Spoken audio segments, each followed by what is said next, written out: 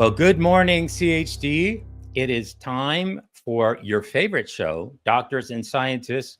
I'm your host, Dr. Brian Hooker, and autism is biomedical. Let's just get it straight here. Autism is biomedical. There is no ifs, ands, or buts about it. And so if you want to talk biomedical, then there's one person that you have to talk to, and that is Dr. Christian Bogner. Dr. Bogner, welcome to the show. Welcome back to the show. It has been like way too long. We should have had you on a long time ago. So Dr. Bogner is a practitioner here in Michigan, right? Detroit, yep. In Detroit. And you have been treating autism for how many years now? Well, my son, probably 18 years, but just functional medicine-wise, talking with families for the last almost 8 years. That is so incredible. Absolutely incredible. And the thing that I really appreciate about what you do is that it's progressive. That, you know, if things don't work, you're not using them. There are a lot of folks in this space. And when you're an autism dad like me, you're almost nomadic in terms of, you know, the different treatment modalities and the different practitioners that you look at. But your approach is so scientific. You're looking at what works, what doesn't work for your patients. And if it doesn't work, you've ditched it. That's exactly right. Yeah, it's almost scary to look back. And, you know, when I started this, we threw a white net and the things that we did, not that any of that was bad. It's just like, oh my God, you know, we were doing this all wrong. Dive into the water straight away, and instead of kind of having an overview of what's causing all of this. And yeah, and I'm sure we're going to look at this different in the next 5 years. But right. Yeah, it's exciting because, you know, once you have results and you see a patient do better, nothing is nicer in life right now than to see families heal, and it's beautiful. So that's what we live for. Absolutely. Well, we had your colleague on the show several weeks ago. We talked about, you know, so many different things that that he was working on, you were working on. I want to talk about issues with mold, because I don't really see a whole lot of practitioners that are specifically looking at mold overgrowth and some of the toxic molds that our wonderful special children have been exposed to. So is it okay if we start there? Yeah, absolutely. Anywhere, really. Yeah. So you have to do it, right? You have to start somewhere. Yeah, mold. I didn't know much about it. In 2019, you know, I was doing other things, neurotransmitters and genetics, and trying my luck there to find improvement.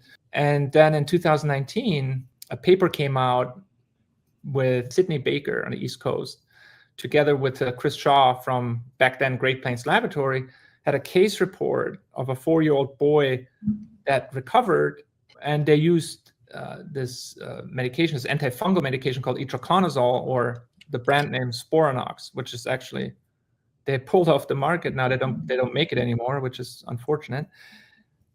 And all of a sudden, when that paper came out, I think it was November, December of 19, I got a lot of phone calls in my office. I'm like, oh my God, Dr. Bogner, did you see that paper? Can we do the same thing? And, you know, there was a 4-year-old boy that apparently recovered.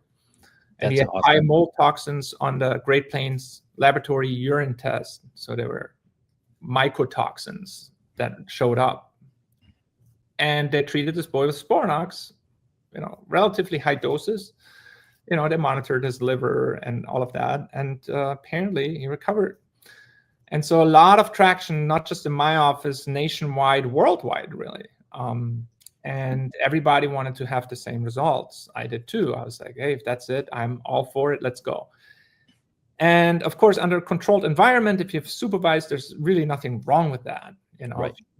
Counsel the parents correctly of what to expect and what needs to be done. You need to monitor the liver and symptoms and stay in close touch with them. And I did that for about 2-3 years, you know, extensive testing. And everybody had mold toxins in their urine. Mm-hmm. And we treated them with Sporanox, itraconazole, ketoconazole, amphotericin B, voriconazole, everything that's out there for mold. And it's just that, at least in my practice, couldn't reproduce the results that they had in that case report. So, and I haven't really met anyone so far that says, hey, I did the same thing and my child is recovered. Whatever. Right. But it's just wasn't really the answer. But that doesn't mean that there's no mold or mold tox.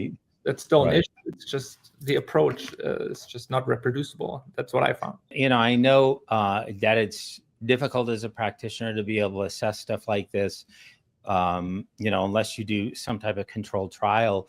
But did you hear anecdotally of any gains, where people see gains for that? So, I understand the concern. You tested my own son, you found black mold, species of black mold in his urine sample. And, we want to address that. It's toxic. It's absolutely wrong. He's never been treated for mold before. He had nystatin for yeast. Yeast is different than mold. And so, it's important to address that. But, I really love the fact that you're so pragmatic and open about what you experienced and what you didn't experience. It's a lot of trial and error. It's, Right. I always say autism is the ultimate disease. If you treat autism and you have results, you can treat pretty much everything else. But yeah, I mean, it's a huge problem. Right. United States, India, and China have the worst mold contamination of crops. It's billions of dollars lost every year because the FDA does have standards after each harvest for different types of mold toxins. There's parts per billion. Different mold types have different cutoffs, and early on in the season of cropping, when they see spores, they already cut a lot of the crops away to make sure it doesn't infest the rest of the crops. And so it's a big problem in that agricultural industry. And there's so much to it. We could have our discussion about this, but the bottom line is that about 90% of United States corn that ends up on the shelves in the supermarket, in your cereal, has more than one mold toxin present in it. Even if it's below, let's say, the safe limits. Okay, let's say we can't prevent this. We can't just not do that. We would all starve to death. Right. But what is really that safe, limit? Because you, Brian, might metabolize and detoxify from those toxins without any issues, but Jimmy over here might not. And I think that's where we run into problems, when these mold toxins start to leak through the gut, stress the liver, make it into the blood, because it's very well established in the literature that mold toxins are not only linked to immunosuppression, but also to cancer, inflammation, chronic inflammation. And so it certainly doesn't help somebody that's already susceptible to toxins, to consume a lot of food that is contaminated with mold. And we're talking about soy, wheat, corn, alfalfa. All of them have been demonstrated to have toxins in it. And, in the industry, when a farmer, harvests the crops, they have to undergo testing. And let's say it's above, they have more mold toxins than what you're able to, before you send it to the processing facilities. Right. What can they do? Well, there are things you can do. You can bleach, for example. Bleaching is just cutting out the outer layer of the crops, and getting rid of that mold. But the shells and the outer shells of the crops, you have a lot of minerals. So that's why bleaching is not really good, because you have nutrient deficient crops. There are other methods. You can ozonize the crops. Nobody does that. It's way too expensive. Sure. And so what I think, and don't quote me here, but what they most commonly do is they use corn that is known not to have mold, and they mix it until they reach a level that is acceptable per the FDA guidelines to then send to the processing facilities.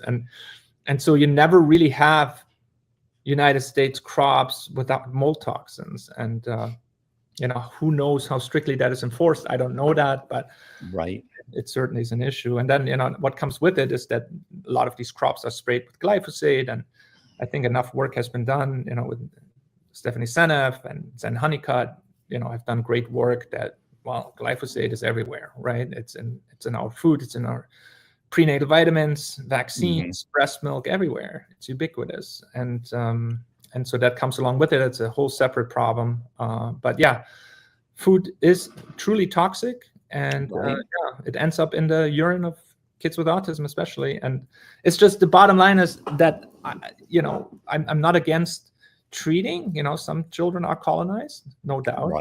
Right. Mold in their sinuses or in the GI tract, and treatment is indicated. However, I'm not, when I would see that, I'm not testing for that anymore. But if I would see that in the urine test, it's not that I would immediately say, oh my God, let's treat.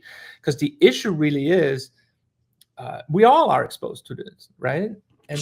But why is Jimmy developing autism and Johnny over here doesn't, even though they're brothers and they in the same environment, they eat the same food. And the bigger question is rather, why is Jimmy over here autistic? Why does he have a compromised immune system? Or it doesn't even have to be autism. Why does he have ADHD? Why does he have eczema and all of these issues? Rather than thinking about it of the toxic load, that Patricia Lemmer is always talking about, the total load. Right. Rather, what does Johnny have that Jimmy doesn't? And that is, the detoxification capacity, the liver mostly. Why is one liver dealing with it better than the other? And, we see it as their problems with children with autism. Very well that up to 90% of children with autism have GI issues. We can talk about that. That's what Alex probably eloquently explained, is that we find in all of the patients severe overgrowth of pathogenic bacteria that produce toxins that create a leak, right? And that leak, LPS is a toxin that's in gram-negative bacteria, is known to cause the leaky gut. And then all of these mold toxins that we consume, which you should have pooped out, they start to leak into the system. But even then, a neurotypical child can have Crohn's disease and leaky gut, all of that, and not be autistic. Why? There must be something else other than the gut issues. And that is the susceptibility, the genetic susceptibility of not being able to properly detox these toxins. And what we have found, as is that there are particular sulfation defects, particularly in the arena of the glutathione recycling. Exactly. Right. Let's talk more about that, because, I think that this is such a consistent issue, is that the ratio between reduced glutathione and oxidized glutathione is completely dysregulated in so many children with autism. And you've addressed this, and you've addressed this head on. So talk to us about sodium thiosulfate. Thiosulfate is a molecule. It's basically salt, sodium, and sulfur.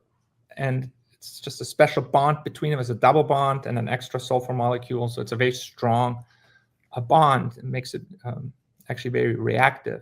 Right. So we are able to produce thiosulfate. Actually, our body produces it primarily for detoxifying cyanides that are naturally occurring. Cassava, lima beans, even cruciferous vegetables contain naturally occurring cyanides. Right. We produce thiosulfate to get rid of that. And the problem is this: when we have toxins come in from the gut, right? Everything coming that's absorbed through the gut, except under the tongue and rectum, right? But mostly adult 20-foot GI tube. Everything that gets absorbed has to go through the liver, the border control, right? And because the liver is trying to prevent that anything that's coming through, and it's not just mold toxins or LPS or heavy metals or industrial chemicals or food proteins like casein and gluten, most of everything, the liver is trying to prevent that those antigens, I guess, reach the blood, because they would reach the blood. You would have the same reaction as if there's kind of a mosquito bite injecting its toxin, causing a histamine reaction, itching, redness, right?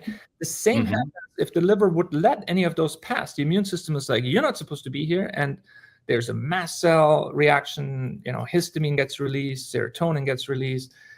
And we know that these mold toxins, for example, inhibit the immune system. So in one way, you stimulate the immune system, the allergic type of reaction, and the other side, you inhibit it, inhibiting class switching, antibody production, natural killer cells, and so forth. And you wonder, oh, my kid never gets sick. Well, it's because the immune system is not reacting to the virus or certain other, pathogens. And that's why your child may seem like it never gets sick, although they're still autistic. So when these toxins are coming in, the liver is doing a phenomenal job. I mean, we're exposed to all of these things, and we live 100 years, knock on wood, and the immune system keeps us alive.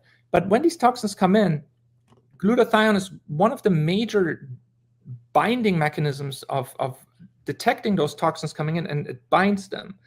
And the glutathione, what it does, it donates a sulfur, one of its sulfur ions, to the toxin, which makes the toxin less negatively charged, which makes it more excretable through the urine, or you push it back into the bile, back into the gut. And the problem with that is that the glutathione then has lost its sulfur ion, it's done its job, and it sacrificed itself, and now it's what we call oxidized, right? And that's what you mentioned, is that we have available glutathione, we call it reduced glutathione, and we have oxidized glutathione. It's like a car, a beautiful car, but no gas. It can't bind another toxin because it needs another sulfur ion. And so the glutathione ratio is very low in chronic inflammation or in autism. It's been demonstrated. Right. Very low available, very high oxidized.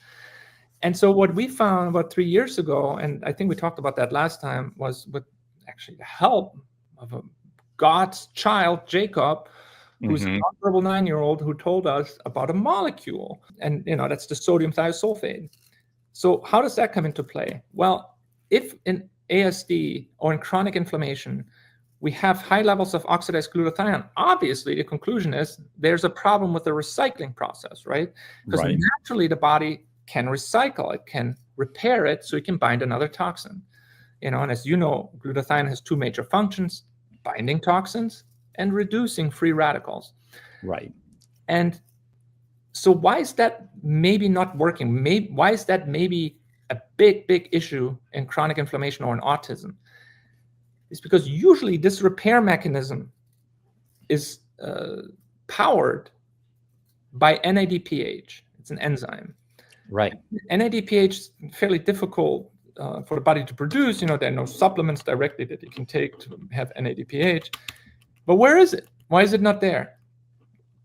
And the answer, in my opinion, is because NADPH has a higher affinity to bind to free radicals, to superoxide, O2-. It's basically rather wants to go to the house that's burning rather than preventing a fire in the house next to it. So when there is inflammation, NADPH says, oh, sorry, I got to take care of this first, and then we can recycle you later. And why would that be the case in autism? Well, that probably is some sort of trigger. What comes to mind? Vaccines, right? So vaccines induce an inflammatory response. And if you have a susceptibility not being able to detoxify, the NADPH gets sucked up into these free radicals. Right. And now the problem is usually the body has a secondary mechanism to recycle that oxidized glutathione in case the NADPH is not there. And that is thiosulfate. And we found that thiosulfate can recycle the glutathione. And we believe that a big portion of autism is the inability of these children to generate thiosulfate because of sulfation defects, possibly because of glyphosate and genetic, sulfite oxidase gene, for example, that they have issues with this. Because what we also found, Brian, and it's, we talked about that before briefly, is that we found anecdotally in about 20 patients that children have elevations of cyanide in their saliva. And we couldn't believe it, because once we used this molecule and we found results, Alex and I were like, we need to find out how this works. And so the first thing we found is like, oh my God, it recycles glutathione. It makes a lot of sense. You recycle it, you have more detoxification capacity, you reduce the inflammation. Amazing. You see great results. We very quickly saw good results in a lot of kids, more eye contact, they're calmer, less stimming, a lot of them gained words. Right. And then we're like, okay, well, sodium thiosulfate is approved since 1939 by the FDA in the IV form to treat cyanide poisoning. And until today, 80 plus years later, if you have cyanide poisoning, you go to the ER, you get intravenous sodium thiosulfate. So it's been, 80 years. Safety, Right. all of that, it's pretty safe to give intravenously. And we're like, well, there's no way that this could be the mechanism in autism. But of course, we had to find out if that's true or not. And so the problem was that in order to measure cyanide, if you go to the ER right now, and there are about 50,000 cases in the US annually, cyanide poisoning, mostly house fires, firefighters. And I called the ER and I'm like, hey, if I suspect somebody has cyanide poisoning, what do you do? And the ER attending told me, we don't measure cyanide, we measure lactic acid, because cyanide is a mitochondrial inhibitor, and you go into anaerobic glycolysis, you produce a lot of lactic acid, body needs to survive without oxygen, and it does that, and you die of lactic acidosis and cyanide poisoning. But so that's what they measure, because when you would draw blood and you want to measure cyanide, you would have to flash freeze the blood and then run it through a sequencer. So there's no way in an acute setting anybody over the last 80 years is doing cyanide testing. So there was no good way for us to test it. This hypothesis, could it be true? Right. So we did the next best thing, and whatever, it's kind of garage medicine, but we ordered these water strip tests from Amazon, $10, which very accurately measures the cyanide levels, parts per million in water. The more cyanide is in the water, the more blue the strip will turn. And we're like, so we tested urine, 20 patients, everybody was negative. There was no cyanide in the urine detected. But when we checked saliva, everyone was positive. Deep blue on the strip, on the saliva. We tested, the parents. We tested neurotypical siblings. They were not even close as being as deep blue as the kids that we had in autism. And so we're like, oh my God, we need to call Brian. Remember, that's when we called you? Right. Yes. This all might not be true, but that's what we saw. And it started to click and click. It's like, wow, what does cyanide do? Oh, it's a mitochondrial blocker. Oh, we have enough studies that show that mitochondria are involved, right? Mitochondrial disease. And absolutely. Yeah. And so that's pretty much it, that we found that it might not only recycle the glutathione, but it also detoxifies cyanide. Then we found it also binds mercury, and it binds arsenic, lead, nickel. In former Soviet states, they've known about this for a long time. I mean, not specifically for autism, but they used it a lot for different detoxification, including uranium detoxification from the fallout in Chernobyl. And so this is, I mean, I think it's just so genius. And I just have to applaud your scientific curiosity in this whole thing, in terms of, seeking things out, looking at cyanide poisoning and high cyanide levels in your autistic kids. I mean, that is absolutely incredible. And of course, you're administering sodium thiosulfite in a lotion now.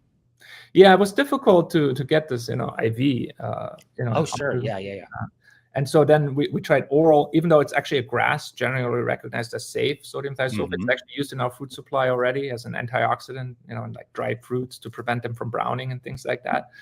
But we're like, well, if you take it orally, actually a very high percentage of it gets degraded in the stomach. So it's inactivated. I swallowed 8 grams before, it's fine, but it's not active. So we tried it in a lotion, lots of trial and error with Alex over the next year, because it's a very reactive molecule. So to keep it stable in a lotion was very difficult. And whatever, 3 chemists later, we developed it into a lotion, and it's not here to advertise anything or sell anything. It's just to present solutions for our kids. But Right. no, Right. it's been really the inspiration for us to keep going and develop other supplements. And we always say we wouldn't have found this without this Jacob. Jacob. Right. Full. How old is Jacob now? He's 9 or 10. He's 10 now, I think. Yeah. 10 now. Okay. All credit to him. Absolutely incredible, non-speaking autistic child savant With who spelling. told you about who spells Yeah. told you about sodium thiosulfate. That is absolutely incredible. Yeah. On the horizon, what else? I mean, just really quickly, give us a teaser of something else you're working on. I mean, I love you and Alex because you are the quintessential, and I'm not going to say mad scientist, but I am mad scientist, and your curiosity in terms of how to heal these kids is so insatiable. Well, listen, I'm just a dad, Brian. I'm standing on the shoulders of great people like you. I learned so much. I mean, when did I meet you? Over 10 years ago. Right, right. But I have to say, I give probably all of the credit to Alex. I think Alex is probably one of the greatest geniuses of this century, to be honest. I have not, I've been working with him for 5 years now, but Alex is just nonstop, 24/7. Is I hardly keep up with his ideas and his vision, and he keeps digging deeper than anyone I've ever. He wants solutions. He has a child Exactly affected, and I mean, Alex has developed a system to very accurately analyze the ecosystem of your microbiome. And not only that, to capture that data, but to know what to do with it. He's constantly on the phone with parents and texting and emailing. And he's analyzing stool tests. We're developing our own stool test now. And I always say we because I work with him, but right. It's really Alex. He's written a software that interprets the raw data. It's like interpreting the raw data of a 23andMe gene test, is detecting the genes of these bacteria, quantifying them, giving great reports. And then what makes it different is that he actually has an actionable plan. If you have, low levels or undetectable levels of lactobacillus or bifido, there's literature that supports certain compounds and fibers that grow these bacteria. And he gives you a plan for 6 weeks, and then he retests and he measures of improvements of symptoms. And if you do that over and over and over, eventually you really become an expert. And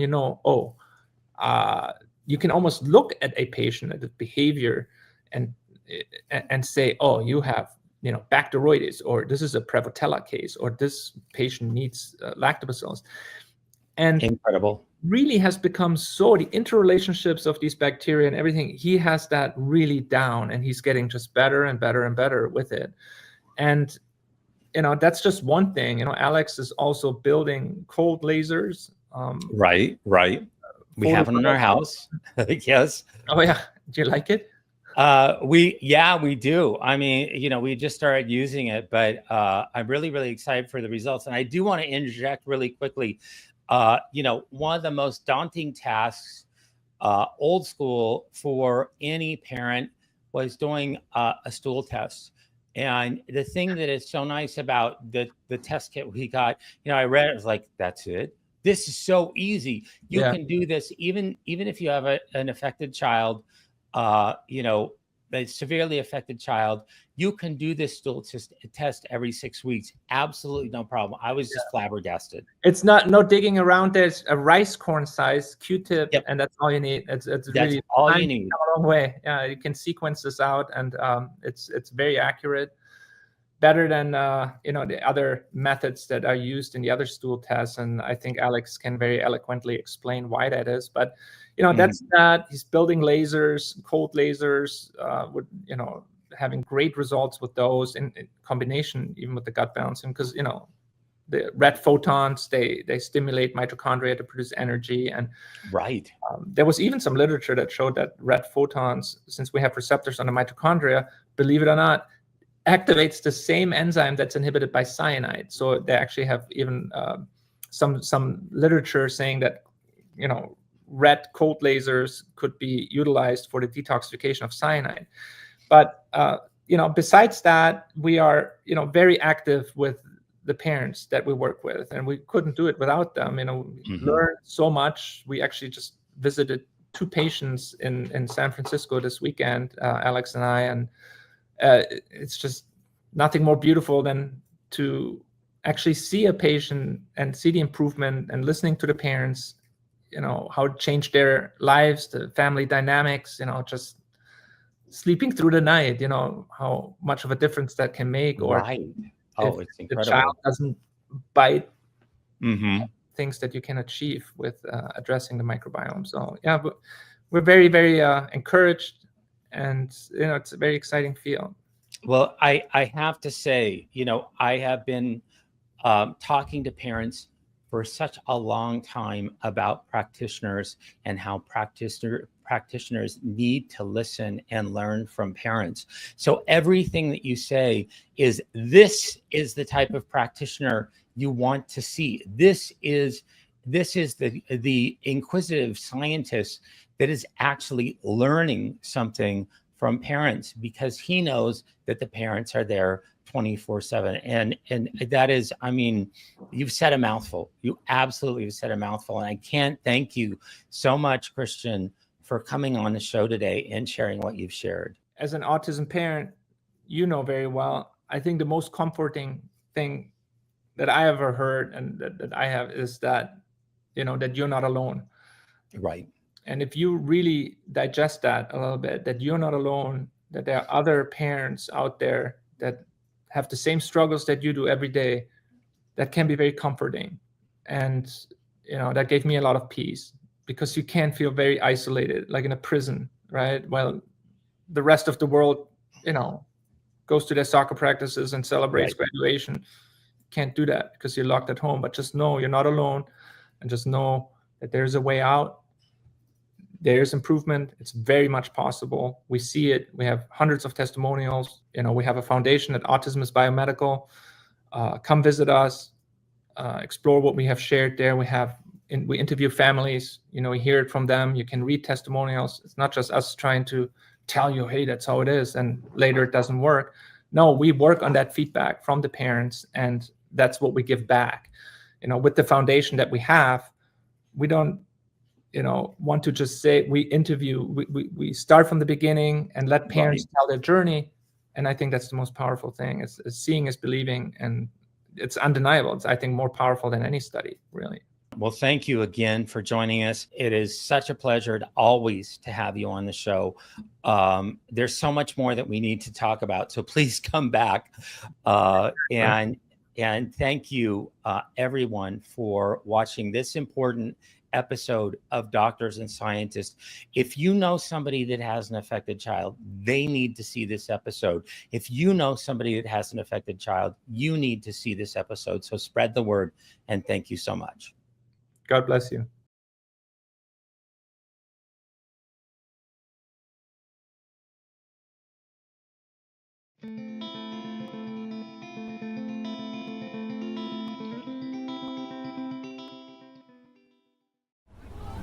Okay, so let's find out who you all are. So you're Daddy. Yes, I'm Sam Argiri. I'm Mom. I'm Libby Argiri. I'm Sister. I'm Allison Argiri. How old are you? 12. I mean 13. 13. 13. Okay. I'm the brother. I'm Sammy Argiri, and I'm 7 years old. And you're 7 years old. And this is a story about you, isn't it? So you are? I'm Lauren Argiri. I'm 15 years old, and I got Gardasil when I was 13. All right, let's go. So you're going to tell the story. I'm sure Mum's and Dad are going to come in and add their bits as well, because we'd like to hear from them. But let's hear from you exactly what happened. So I was a perfectly healthy child. I was athletic, straight A's in school. Really no health issues before. And what sport did you play? Volleyball. You were a volleyball? Big volleyball player. So yeah, I got the first Gardasil shot in November 2014. And why did you have the shot? What made you think you needed it? I went in for like my yearly checkup, and they just kind of said, well, it'll protect you from cancer. Yeah, and I thought, wow, if it's going to protect me from cancer, it's pretty important. So I just thought I should get it. And so after the first shot, I didn't really have any symptoms or anything. I was cool. So then I went in for my second shot, and after that I started getting headaches. At first they started off slow, and then I started to get them like every day, and they would start in the back and work their way forward, very intense and distracting, like I couldn't really think straight. I got my period for the first time, and then it went away forever, like it never came back. So that was scary for me because I didn't know why that would happen. Have you still not ever had one? I had one, and then A year ago, and yeah, nothing it was like a year from the vaccine. I had it again, and then it went away. I haven't had it since. And then the abdominal pain. Yeah, I had horrible constipation. Everything I ate made me want to throw up, so I like wanted to stop eating, but I was hungry, so I had to. But yeah, I was very nauseous, and it would hurt really bad, like right when I ate. And yeah. We initially thought maybe she was having gallbladder issues, but we learned later that that wasn't the case. And then what happened after you had the third injection? So I want to go back to the doctor's office. This was a routine checkup when we were all at the start of the year in the fall. Everybody was busy. They had to leave work at school to get this appointment. My wife wasn't very sure about the vaccine and said she wanted more time to think about it. And then the doctor says to her, well, don't you want to protect your daughter from cancer? And as a trusted pediatrician who we loved, basically laid a guilt trip on her, and it was in and done with that appointment. It seems to be the line that they're using for every Gardasil. You know, you're a bad parent if you don't do this because your child's going to get cancer. Right. It's a Look at the horrific. commercial that's going on TV now. I mean, it's guilting parents into the vaccine, even though the research does not really support it, and there's so many adverse reactions. But after Lauren had the third injection, she was, my husband took her in because she was having such extreme abdominal pain and headaches. After the third. After We were you're in gone process. to 7 different doctors, gastroenterologists. Wait, not yet though. Oh. But he took her in for the extreme headaches and abdominal pain. And while at that appointment at the pediatrician, they said, "While you're here, we need to give you your third Gardasil they're not Alright, supposed to so let's- vaccinate when you're sick. Right. So let's just go back over that. So at this stage you had 2 Gardasil vaccines. You're feeling really ill with bad headaches. Yeah. Your daddy takes you to the doctor to get some help for your headaches, and they give you another Gardasil. Yeah. They're just like, well, while you're here, might as well get More. the third. Right. All the symptoms. She was Yeah. visibly sick. Immune Yeah, I system had was green compromised. skin, We my were in there hair for was falling multiple out, like days. my hair was like straw and no life, and it was just falling out. And that for me that was depressing because like my hair is my best friend, you know, I love my hair, and it was just terrible. Having extreme muscle spasms and muscle pain. Like I couldn't play volleyball. Like I felt like I was running through jello, and my joints hurt. Like my wrists would randomly hurt, and I know I didn't do anything to them. And yeah, my muscle spasms were terrible. I was on crutches for a day one time because it just kept spazzing out. It was very painful. during practice. And then that week, so she received the third Gardasil injection, and then the following week she was hospitalized for a week. In 1 week we saw 7 doctors. That's So my what was the husband's son. symptoms after the third? Level 10 headaches in a fetal position on the couch, could not even function, extreme abdominal pain. She was initially, that week, she had an MRI, a CAT scan, abdominal ultrasound. We saw numerous specialists, neurologists, gastroenterologists, a pediatric surgeon, of course the pediatrician. She was initially diagnosed with occipital neuralgia and They gave me anti-seizure medication. Because right, anti-seizure, antidepressant Yeah. for the occipital neuralgia because the NSAIDs wouldn't work, and they're hard on your gut too. She was also diagnosed with gluten sensitivity, non-celiac, and every appointment that we went to, I asked every doctor, could this be related to the Gardasil vaccine, because that's the only thing that's changed in their health since that time.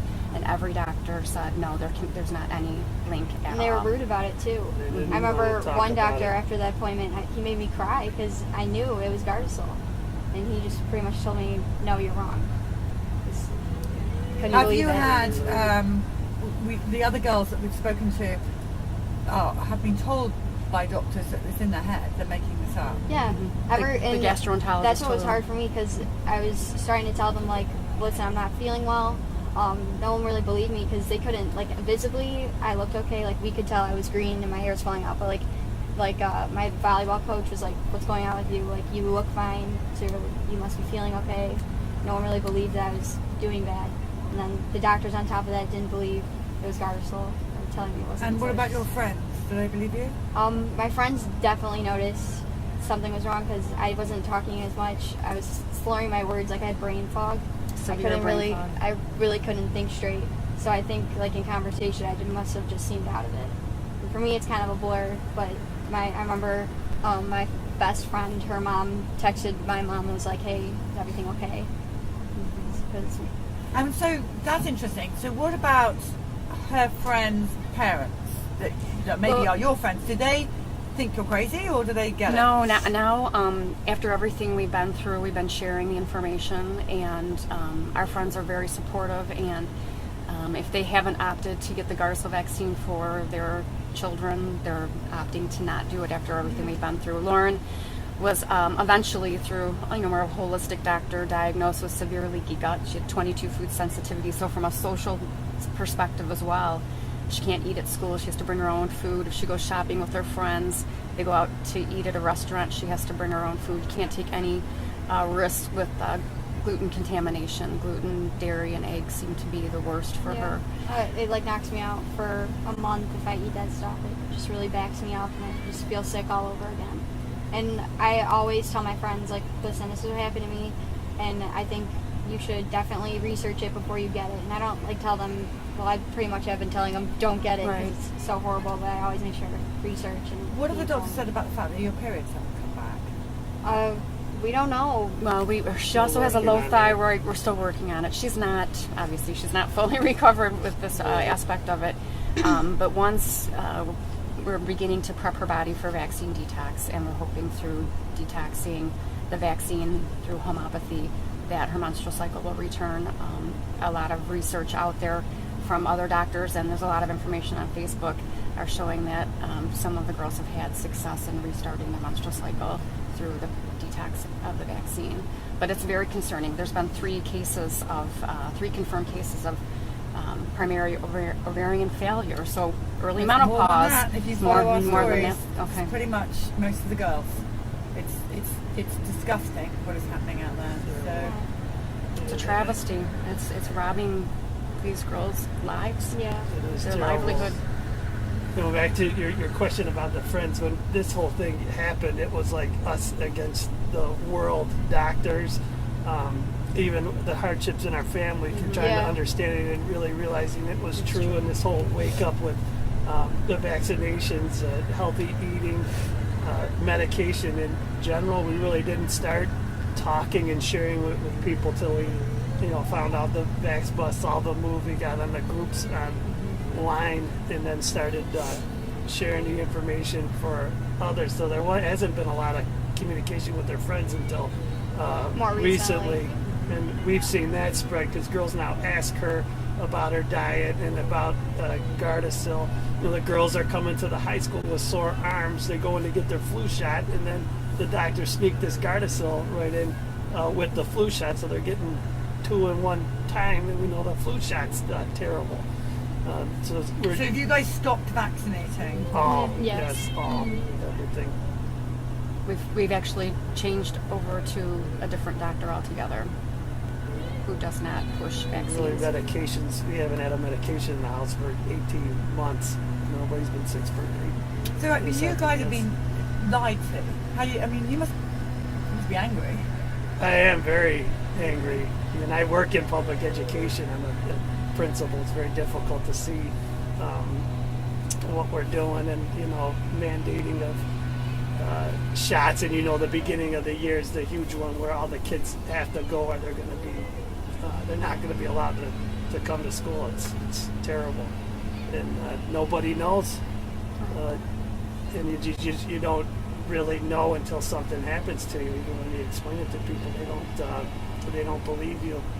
My parents, even some of the old school people, they're all you got to get your shots, and just we're trying to spread it as much as possible until brainwashing. And you must agree, having gone through what you've gone through, there is no school. If they mandated in the schools, there's no school worth this. No, I would never There's wish nothing- this on anyone. We No one agree. We deserves will it. not be going to school. We will not get another shot, period. Right. We've talked about that. I mean, if mandatory vaccines come to the state or this country, we'll be Well, if I have to looking get at them other to work, I will options. find another So you're job. a principal of a...